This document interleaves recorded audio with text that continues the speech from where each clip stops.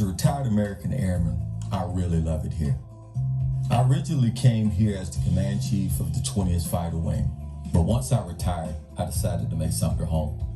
You know, I've been from North Dakota to the deserts of New Mexico to the gray skies of England. The mild climate of South Carolina is just great. I live in a nice, affordable neighborhood with a lot of great people. When I'm not working and doing community development things, I get to enjoy a lot of my pastimes like golf, weightlifting, and basketball. There are a lot of great places to eat here.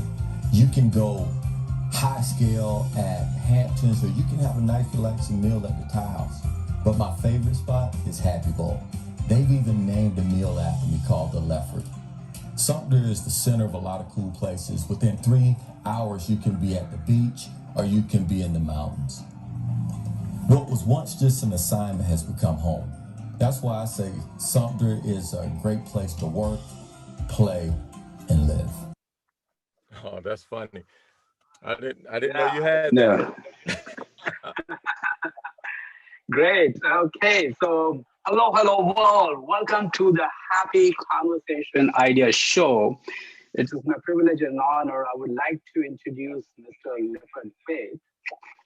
And I will read his elite summary.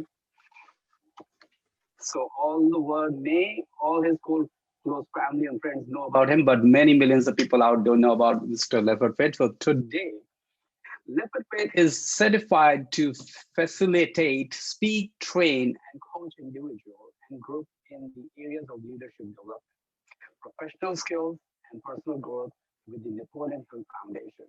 He was a TEDx speaker. Professionally, he has mentored and served thousands of military members and their families over 30 years in the United States Air Force. Since retiring from the military, he was the program director for a mental health program, deputy director for Health Service, South Carolina, Department of Correction, and now the director of a support service for the City of Sumter. And also the Fate says, a great leader once said, the two greatest days in a person's life are the day he or she was born and the day he or she discovered why they were born. He believes there is a why for everyone, that each of us was created with the potential to achieve greatness, to make a difference in the world, to add the value to others.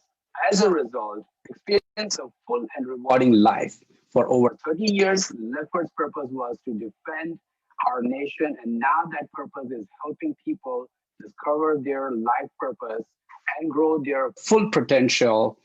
Lefford holds a master's degree in human relations and a bachelor's degree in social psychology. He is committed to modeling his core value of integrating first service before self and excellence in all he does. This is a really elite summary of Mr. Lefford Fate. Lefford Fate, my friend, my dignified friend, welcome to the Happy Conversation Show. It is my humble salute to you.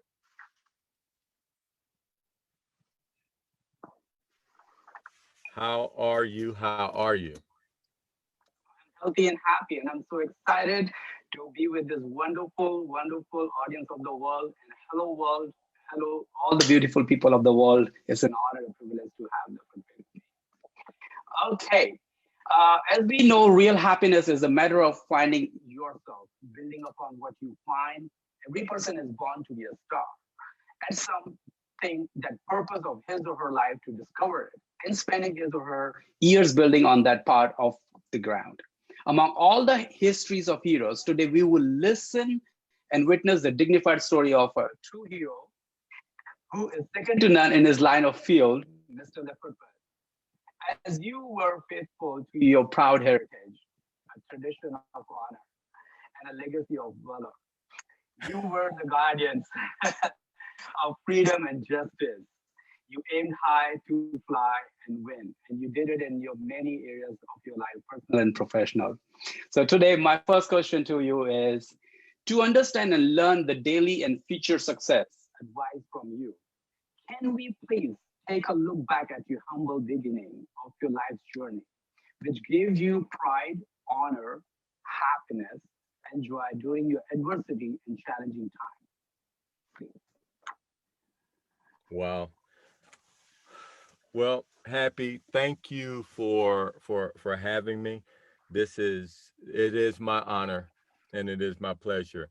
I had an opportunity to be your roommate when we went to Wise, Virginia, and went through the Napoleon Hill Foundation. And you reminded me about that a little bit earlier because I was telling Happy I got to go to bed early because I got to get up early. And he reminded me. I remember you were getting up at 5 o'clock in the morning running. So well, but what it was an honor meeting you and talking to you and spending time getting to know who you are. So I appreciate you. I got to be honest with you. When you say those things to me, it causes me to pause. Right? Honorable, integrity. That is who I am. But that's not where I started. You said some really cool things in it. I'm blushing, but you can't tell, right? But if you think about it, if you would have been with me 45 years ago on 317 North Russian Street, Glenville, Georgia, you would have seen a totally different Lefford Fate. A Lefford Fate that grew up in an environment with not a whole lot of money and not a whole lot of promise. My father went to the 6th grade. My mother went to the 8th grade. Neither one graduated high school. They were God-fearing, loving people, but we were what you would call poor. I know a lot of people. I spoke to my sister not long ago, and we were having this conversation. A lot of people say that they were poor and didn't know it. I knew it. I knew that, but I had a desire to learn. I had a I was travel poor but book wise because I got to read a lot of books. But I grew up in an environment that, because of what we had and the perception we had based on the color of our skin, that we can only go so far.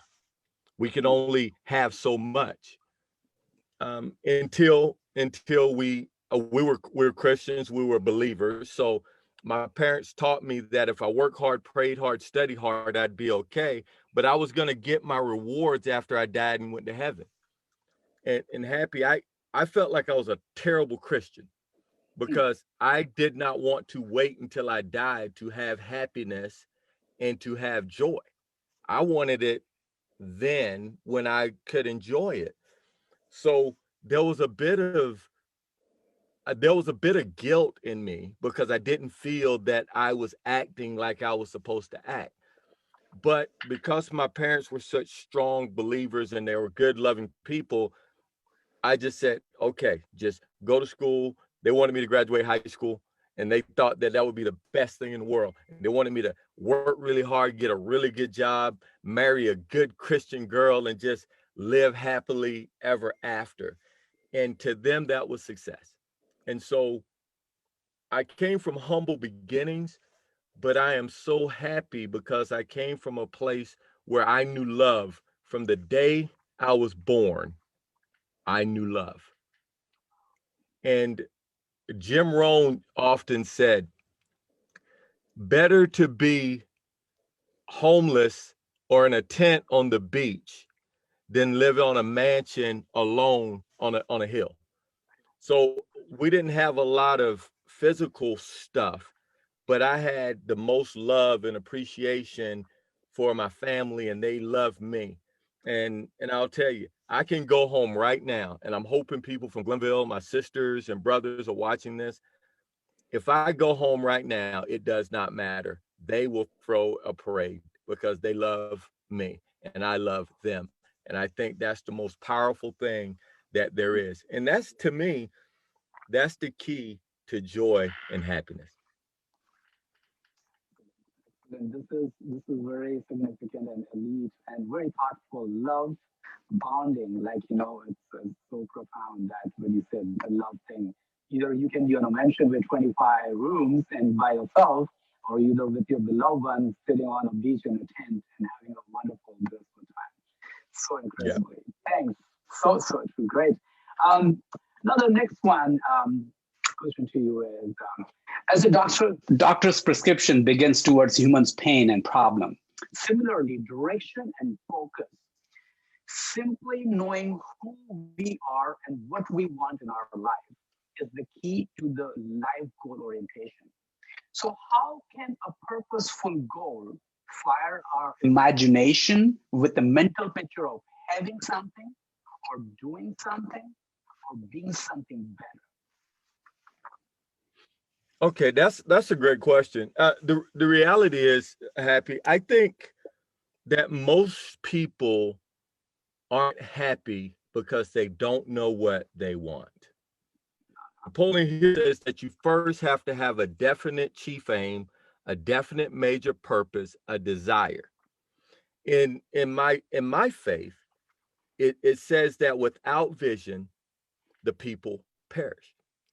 So if you know what you want and you start moving towards that thing that you want, and you have faith that you can achieve that thing that you want, and you never give up, you can go get that thing that you want, even if it's difficult. I think one of the big deals is, one, that people don't know what they want, and so they don't know what to aim at. And I found that if you ask the average person, hey, what do you want out of life? What would make you happy? Many of them don't know. If they think about something that they want to do, immediately, Happy, immediately they start thinking about, well, I want this, but I'll settle for this. I want this, but I'll settle for this, because if I want that, I'll be disappointed if I don't get it. I think that you'll be disappointed if you don't go for it. I ran a geriatric mental health program when I first got out of the military. And basically, I had people in the program. I had some people that suffered with a disability, so they were about 50, 60. But I had the average person in that program was 65 to 70 years old. And most everyone in that program did not regret what they tried and failed at. They regretted what they never went for.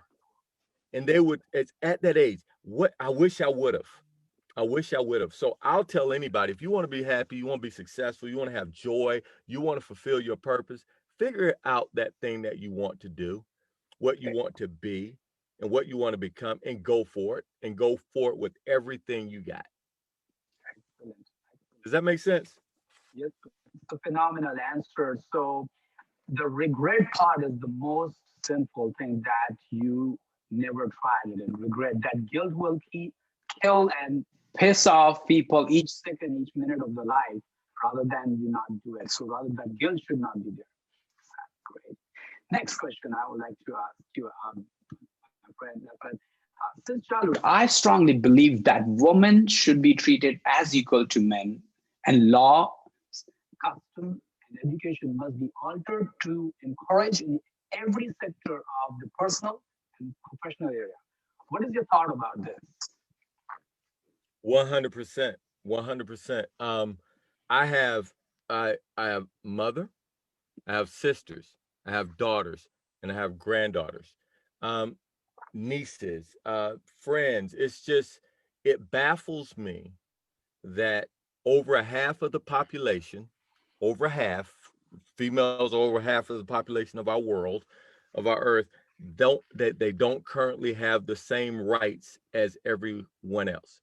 And that is wrong to the nth degree. Um, and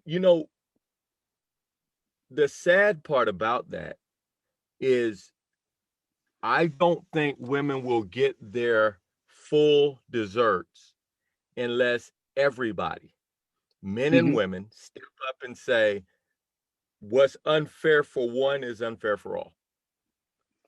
My mother, everything I am and everything I have, as Lincoln said, I owe to that angel, my mother, everything.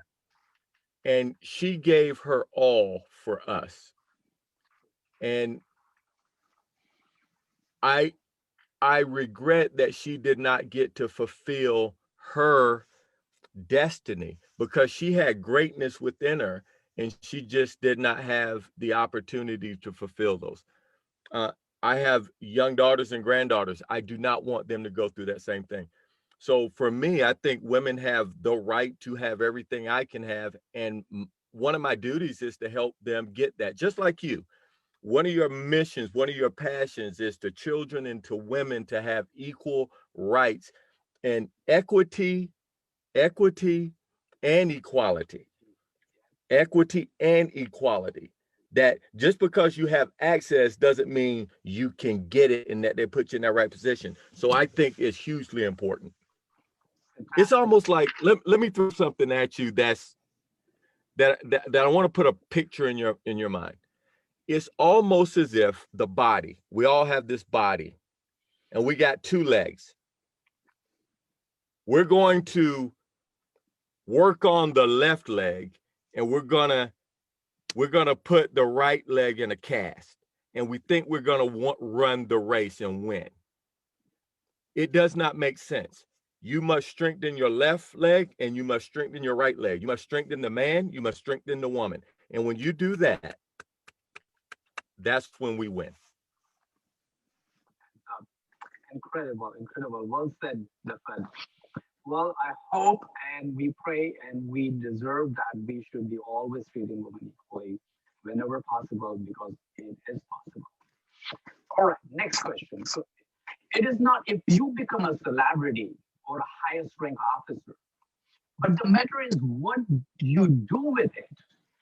Can you please share a glorious moment when you did a pioneering act to make others happy when you were in a very highest position? Because when sometimes fame takes away people's head and the pride goes away when you become celebrity or big influencer and all. But you went from down below to the highest rank in your profession. Can you share your pioneering act that you help others that the other people were really happy with your position? That's a tough question for me because I've been blessed to be in some really high positions. When I was the command chief at the 505th Command and Control Wing in Florida, and I was the command chief at Shaw Air Force Base in Sumter, South Carolina. And basically, a chief is the top 1% of the enlisted corps in the United States Air Force. And as a command chief, I was a two-time command chief.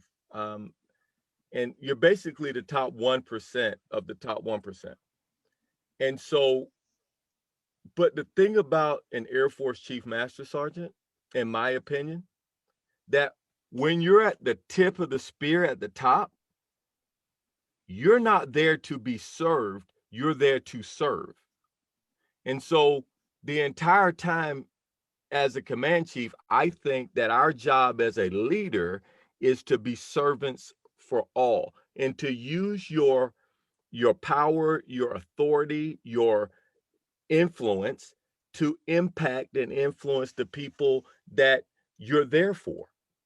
And so I would like to think that I used my rank, I used my position, I used my authority to lift up those people that I was responsible for. When I grew up, I used to watch Tarzan. And I love Tarzan because it said, I'm Tarzan, Lord of the Jungle, and I protect all those who come here. Yeah. So as a chief, my responsibility, I felt, was to protect everybody that fell under my area of responsibility, under my authority. You know, that was my responsibility. And I feel I took that hugely, I took it for real. I meant that was what I was, and it was an honor for me. It's not like I was up there to say, look at me. I was like, I get to do this for my people. And so that was my biggest honor, to be a service. The greatest servant of all, the greatest servant ever was my Lord and Savior, Jesus Christ. And he gave his life for us. He gave his life for us. So the greatest servant, the greatest leader is the servant of all, in my opinion. Indeed, indeed. He cleaned the people's, his disciples, others' feet too, and then also served it. So he was not Yeah, only a king, and he was a servant too. So true, so yeah, true. The great are the warriors. It's very rare in the history of human civilization that once you are a master or a guru or a king, they remained as the master, guru, and king and died. But it's very few are in percentage, as you said, Jesus Christ, another the guru who becomes servant and servant and guru. It's very rare to find out that too as well. the greatest of them all, though. You have the Gandhis, you have the kings, you have the Mother Teresa's, you have the Christ, you have those people that People, go a step above. But exactly. every one of them serve the masses. Yes, that's great. And there's another Sikh in Sikhism. There's a tenth guru, Guru Gobind Singh. He's also known for the master Yep, and a student and master. So he was a yep. guru and Shela and guru means master. And so wonderful. Thanks so much. Next question is, as we all know that enormous amount of blood and ink has been spilled in quarreling over feminism and women's rights. What are your humble thoughts about women's rights in the modern world now? Because we have a lot of facility and it's so advanced and all, but we still feel that the women's rights is still that need to be enlightened and also highlighted that it should not differ and everybody should get the equal rights, especially women. Yeah, well, it is, as I was saying earlier, I think it's our responsibility for all of us to lift up women and put them in their rightful place. I teach a course on diversity and inclusion, and I'm actually doing a course on this upcoming Friday about that, and it talks about something that's just is interesting to me. Asian women make 97% of what a male would get, a white male. And then you'll have a black female will make 55%. A white female may make 70% or 80% of what a man would get. And that's just financial. So you can actually see the disparity when it comes to how much people are paid, what positions that they get in Fortune 500 and Fortune 50 companies. But what I see now is that it's becoming a tipping point. It was a historic event just recently that the vice president of the United States was just, elected along with Joe Biden, first woman, first black woman of Indian descent, is now in the second most powerful position in our country, right? And right now, Nancy Pelosi is the Speaker of the House. The third in line, she has got that level of power. And what that does for me is it's slow, but I see the changes. I was born in 1964, and the way women were treated then it's a lot better now. There's a long way to go. This is one of the things that I want to make sure that we get. We've come a long way, baby, as that old commercial says. We've come a long way, but we still have a long way to go. So I like to be grateful for where we've come to, but not satisfied with where we are. So I see there's opportunities. I mean, in colleges now, the majority of the people that graduate college now are female in the United States. Now, there are other countries, I think probably the same thing in Canada, but there are other countries around the world that don't necessarily have that same level of freedoms.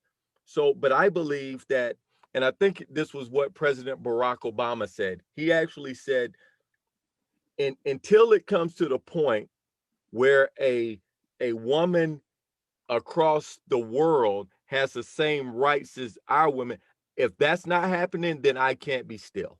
And he didn't say it exactly that, but that's what he meant. So I think wherever we are on this planet, we need to push to make sure everybody has equal rights. It is our moral duty. It is not something that we should practice. It is our moral duty to protect youth and women. Okay. Yep. That's wonderful. Duty and obligation. It's a duty and an obligation. And And it's not responsibility. just for them. It's not just for them. It's for all of us. True, true, very true. Thanks, wonderful. But what leadership qualities young adults can adopt and perform from the daily discipline department of success? You've been a wonderful leader in your time. So what leadership qualities young adults can adopt and perform? I think that probably I always say there's two. But one I'll throw out there. If I can give up everything and could only have one, I think it would be going the extra mile.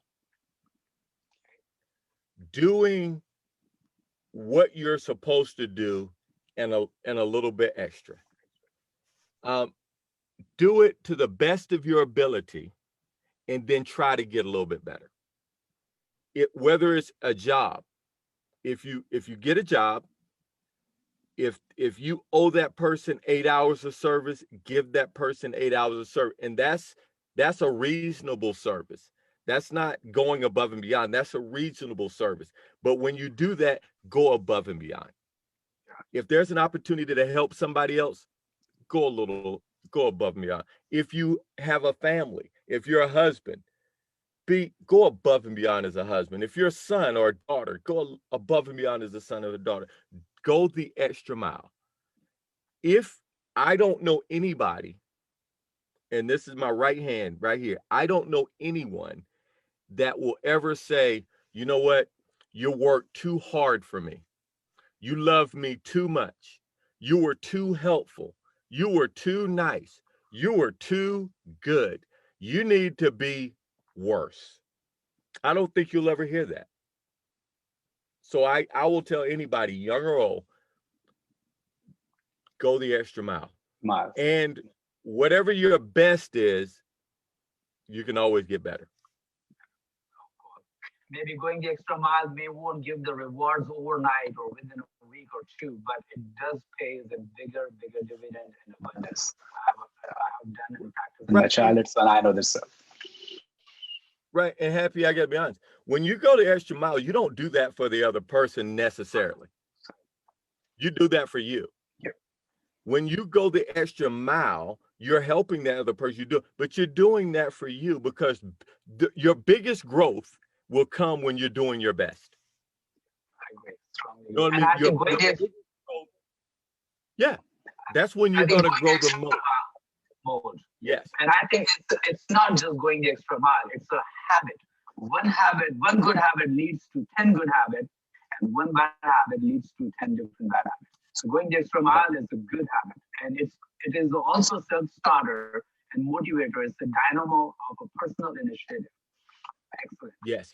Yep. Go first and go further. Go first and go farther. Yeah. So true. Okay. So when you were or you become upset, frustrated, and angry, how do you respond to your anger?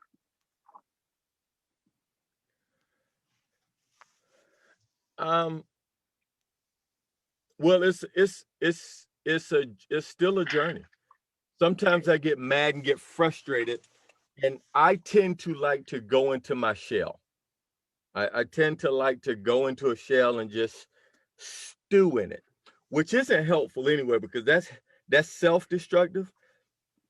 But I've realized that sometimes I've gotten angry and I lost control, and I've said something or done something that didn't serve me well. And because I learned those lessons, I try to sit back and put space in between the action and the response, because you cannot unsay stuff. I remember getting into an argument with my wife, and then I'm mad. I say some stuff that was inappropriate, and then I come back later and say I'm sorry.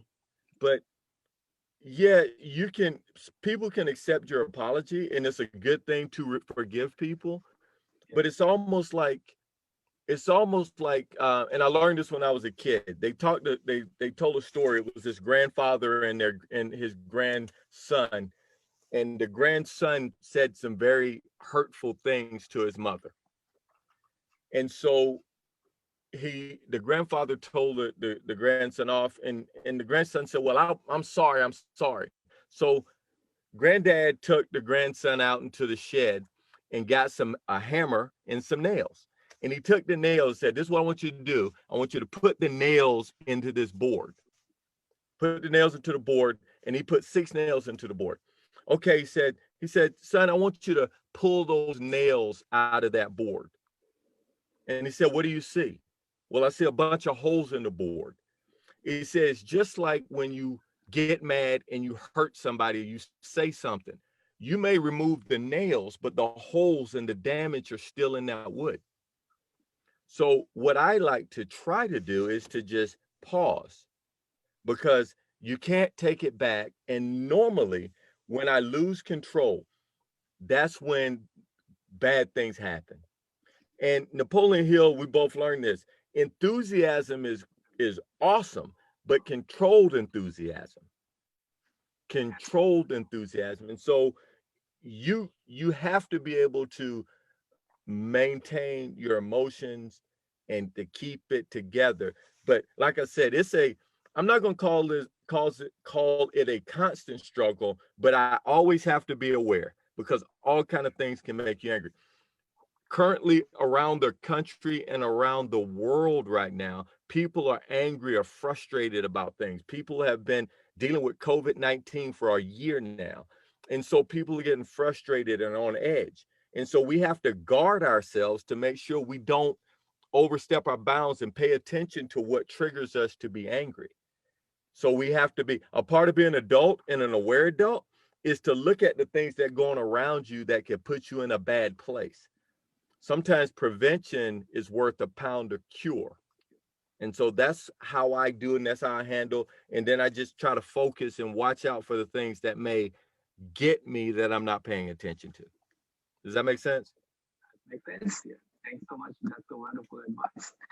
Well, next is, self-discipline is no guarantee of happiness, but it is always on the side of the lifetime happiness. And it can supply the source and courage to fight for it. How did you find source and courage to fight for it? Fight for understanding that if you don't have self-discipline and my dad used to say, you bump your head.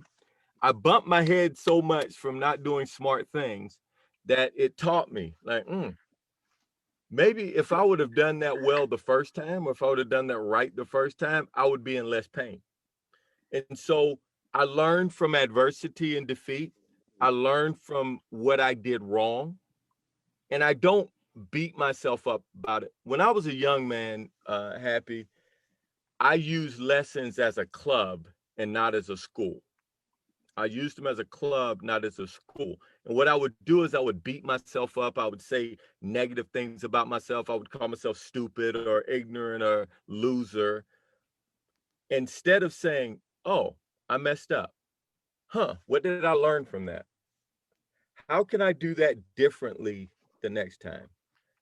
Why did I do that? Because I don't think you can be aware of anything you're not aware of.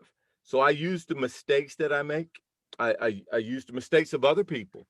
I learn from the successes and the failures. And then based on what I learn, I do something different. Again, I don't always get it right the first, second, 10th time.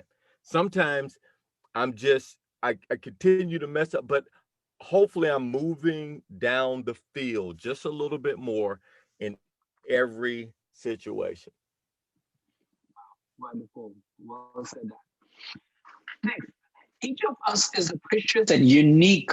In order to become the happiest person, how can people become brave and courageous? Say that one more time. Everyone is a unique and precious person.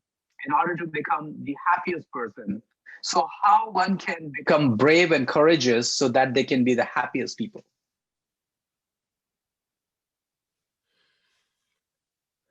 how do you become brave and courageous? um, I And why think I'm saying fear. is that because when you are in Air Force and all, they give you a strict discipline and duty and training and task and all. When you said that you loved your mom and grandma and your wife and everyone, but at that time there was a love. But then at the workplace, it's so much of discipline, hard discipline and task and all. At that time, you may be not that happy at that time, but you found that your braveness in that, and you found the courage in that. So would you like to highlight on that part? Yeah, well, I was looking at a couple of things. One, I'm gonna touch it for a couple of different things. A lot of people give fear a bad name, and I get it. False evidence appearing real, all that stuff. But you know what? Danger is real. And fear is there to protect us, to keep us alive. I've been in a combat situation where people were shooting at me, trying to kill me. I was afraid. But see, courage is not the lack of fear. Courage is being afraid and doing it anyway, facing the fear. When you face your fear, the fear of death is certain. So sometimes things come at you, come against you, in that you have fear, you have something, and then some you have to lean into it sometimes. You have to use accurate thinking, Happy, and to be able to say, okay, I could take that. You know, you can talk all crazy if you want to, but if a tiger is loose, I'm running. I'm Yeah, going inside. I'm going inside and be brave, but I'm going to be smart at the same time. So you have to do certain things to get through and be brave and be courageous and prepared to do different things. So um, you have to look at situations to see, is that your fear talking, or is that your bravery talking? What is that thing that's talking to you? So there's that side. You asked a question about when, you know, you love your parents, you love your family, all that, and sometimes you're at work and things aren't fun. I don't have to love every part of my job to get joy and happiness from the job, because what the situation does is allows me to do things that are hugely important. My father never graduated high school. He never made a whole bunch of money, but you know what made my dad happy? That he could take care of his family. If he was out working in the fields and raising hogs, or working in this cricket farm thing, just doing all those things and being tired, but figuring out a way that I can do something to support my family. May not be not happy what you're doing, but joyful because what you're getting done. Joyful for what you're getting done. So I think in these days and times, I think it takes a lot of bravery to get through life, to handle life in general. Any day, anything could happen. We got COVID-19. We got uh we got social discord. We have, you talk about it all the time. We need advocates for children and women. I think you're brave. I think you're courageous, because there are a lot of people that will see something and won't say anything. Uh, I'm not a woman. I don't care about that. I'm not a child. I don't care about that. There's some people that are going to look negatively on you because of what you're doing. But you're brave, yeah, and you're showing your bravery and your courageousness to support and defend somebody that's not you. It takes a special person to do those things. I did a TEDx talk called Correcting Corrections because I worked in the prison. And I know sometimes that it would be easier for me to be quiet, not say anything, and let people be mistreated that were inmates. It took a level of courage, but it was also the right thing to do. Remember, when you are the highest ranking, when you are in a position of leadership, we are the biggest and the greatest servant, and it takes courage to serve. So that's kind of my thought on bravery. And I think everyone has a level of bravery. I think sometimes if you're afraid, don't be afraid to be afraid. yeah. Don't be afraid to be afraid, because some people make you think if you're afraid that there's something wrong with you. No, that's awareness that there's danger. Figure out a way to do it anyway, Yep. and that'll be helpful. That's a brilliant, brilliant point you highlighted there. Well, next, what is the most important moral duty of a man as a male? To protect his family. Now, you were in the Air Force, you protected the nation and everything. Now, you've been a father and a husband and all. During your journey over 3-4 decades, and you've been protecting nation and family and all. I think you're a wonderful person that you can narrate and give some tips to men out there. Well, you know what? I'm ashamed to say that there was a time that I seemed to care more for the Air Force than I cared for my family. And I said I seemed to, because what I thought I was doing right. I grew up in a little town in Georgia, and basically when we grew up, it was the man's job to protect their family, to put a roof over their head, to put food on their stomach, and to fight for and die for if need be. That was the job of the man, to be the guard. You know, as Jim Rohn says, Yeah. mothers love, fathers protect, to be the protector. And so what I thought was that as long as I went out and got a job, made the money, kept a roof over the head, kept bills paid, that I was doing what I needed to do as a husband and father. What I didn't realize was that there were some other emotional and spiritual needs that I wasn't fulfilling. I was leaving it all on the table at my Air Force job, because if I brought the money in, then things were good. So I think that our job as men, as fathers, brothers, uncles, cousins, whatever that is, to do those things, to do those physical things, financial things that we do to protect our people, but also to be an example, to be an encourager, to love them, to love them, the noun, and love them, the verb.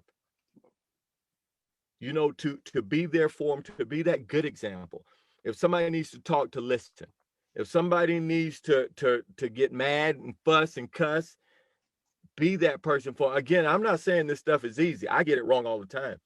But if I had to do it all again, I think I would have been there more emotionally for my family as the man of the house. I think I would have been a better leader in that part. Next, what is the one thing a man should not do when his wife is upset? Say calm down. Never say calm down. Okay. Men and women Bad out idea. there. Bad idea. Bad. Okay, next. How to overcome discouragement and insult and remain happy? Listen for what they're right about. If someone discourages you or says something negative to you, listen to what's right about it, because sometimes it is feedback. It's not your failure. True. Okay, great. Thank you. How can a family become more remarkably by bonding each other? Now, you're a family person, and I think you were the best person to answer that quickly. Well, it's kind of like, you know, Napoleon Hill says that the best mastermind is between a man and his wife, or a couple. But I say a mastermind of your family. Could you imagine, Happy, if you have kids or brothers and sisters and you all come together with a definite major purpose, all working together in harmony to get what that family wants? Could you imagine if everybody's working and going in the right direction? I think it is worth working on that, to have a great bond with your family. Lovely. Excellent. I do agree on that. How can a young adult become a hero in his or her life, in a daily lifestyle? A hero to them or hero to somebody else? For themselves, so that they can be proud of Okay. themselves and their family. Yeah. Decide what you want to do. Yeah. Have a definite plan to getting there. Have faith that you're going to get there. Surround yourself by the right kind of people. Go the extra mile. Have a pleasing personality. If you do those things, if you do those day by day by day by day by day, you will wake up in your destiny, and you will wake up being the hero to yourself. And the people that are watching you, you will be an example to them. And if you're an example to them, you will also end up being their hero. To you. What a wonderful answer. Next, do you believe in changing the world or improving the world? A lot of times people say, I want to change the world, I want to change the world. What is your philosophy? Do you believe in changing the world or improving the world? I'm cheating here. Okay, you can I believe you can change. I believe that you can change the world by improving yourself. Because you may not be the best in the world, but you could be the best in your world. And if I'm better, everybody around me is going to end up being better. Excellent, excellent. Now, imagine God makes you a woman for a day. What will you do more of and less of? You're trying to set me up because my wife might hear this. Well, first of all, I would be like, God, please don't put that burden on me because I am not man enough to be a woman. First, full stop. I am not good enough to be a woman. But if I was a woman for a day, this is what I would do. I would spend all day learning what women love, what they want, what they don't want. I will spend that whole day understanding. And when I came back out and became a man, I would have a better understanding and I'll be a better dad. I'd be a better husband. I'd be a better brother. I'd be a better person if I knew how to do that better. Good. What are the enemies of happiness and peace? Hate, envy. Okay, that's good. Hate and What do envy. you hate and envy? I agree with that. Never hate anybody. What do you see from the window of the world? From the window of the world, I'm looking out the window that there's so much opportunities out there. There's so much that we can do. We can do better. Every day that we have breath in our bodies is an opportunity to find something in our purpose. Excellent. Tell me something that is hard to do without your mouth closed. Argue. Really hard to argue with your mouth shut. So, and if you are married or if you have a significant other, sometimes it's like this. So that's advice. And second one, maybe you cannot count your own teeth inside when your mouth closed. Yeah, you can. Okay, next. What is that the money cannot buy? Life. Sorry, say it again. Life. What is the key secret of a happy relationship or a marriage? Yes, dear. No. Well, I think the key thing to a happy marriage is to actually make it a priority to try to make it a good, happy marriage. Put in the effort. How can we become everything to anyone?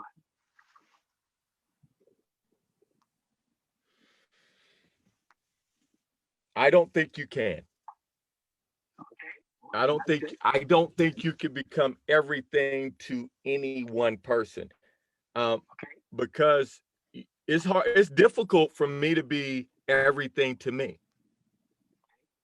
That's why I believe in the Mastermind Alliance, because as Mother Teresa said, Happy, what I can do, you can't do. What you can't do, I can't do. But together we can do great things. So I don't know if I could be everything to anyone. I know I can't be everything to everybody. I could be the best of me to who I love. Yeah. The reason why I asked the question is well said that, I need you, you need me. And also Mother Teresa said that if we judge people, we do not have time to love them. I like that. That's Mother good. Teresa said. And I'm a That's very, good. very believer in her quotes and her the lifestyle she had and she did for the world. Okay, last one. What is your favorite word or a quote for the world? It's a Jim Rohn quote. Work harder on yourself than you work on your job. If you work hard on yourself, you'll be better for your job. If you work better on yourself, you'll be better as a husband or a wife or a brother or sister, whatever. But when you bring the best of you to the table, Happy, you'll be the best for the world. So work harder on yourself and be the best version of yourself. Well, thanks so much, Lefford, my friend. It was an honor and a pleasure to be with you here today on the Happy Conversation Idea Show. Your ideas, your thoughts, and your story is really inspiring, elite, profound, and significant. That I personally know you, and I think my wonderful, lovely audience will also get something out of this conversation, and it will glow and give some spark of happiness to each other. And thanks so much for the lovely audience with my lovely golden hands for being here on the show. And be excellent to each other because it's always possible. And do not forget to see the best 8 secrets of happiness you didn't know about Lefford Fate in the recording on YouTube. Thank you so much, Lefford. I appreciate that. Thank you so much for coming. Thank you, bro. I appreciate you. Thanks for you honor me by letting me be on your show. I appreciate you. My pleasure.